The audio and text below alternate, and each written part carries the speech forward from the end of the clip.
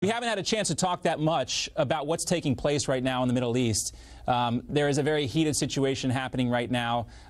There is an increase of military activity on the Syrian-Israeli border. But I want to talk more specifically about U.S.-Israeli relations.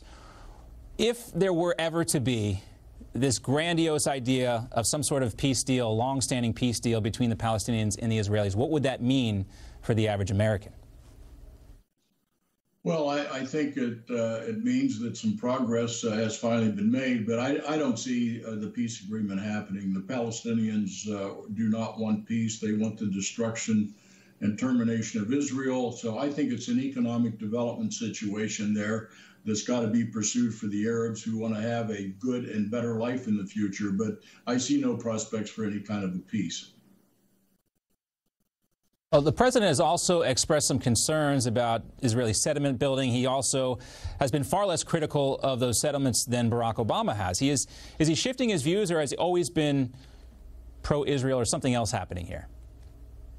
Well, no, I think he's trying to look at all parties over there because we're so involved, not only in aid that we've been giving the Palestinians for years, as well as Israel, but it also creates an imbalance in the Middle East when you look at what's happening in the Golan Heights in northern Israel and Lebanon and Hezbollah and so forth. So to me, I was at a conference past November, and we realized that there's not any kind of a peace agreement that's going to be had.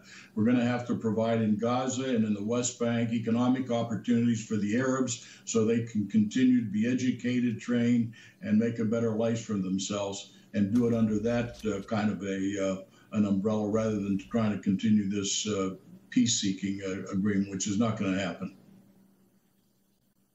Aside from the Palestinian Authority, who do you think are the other Arab partners that we can work with to achieve peace in the Middle East?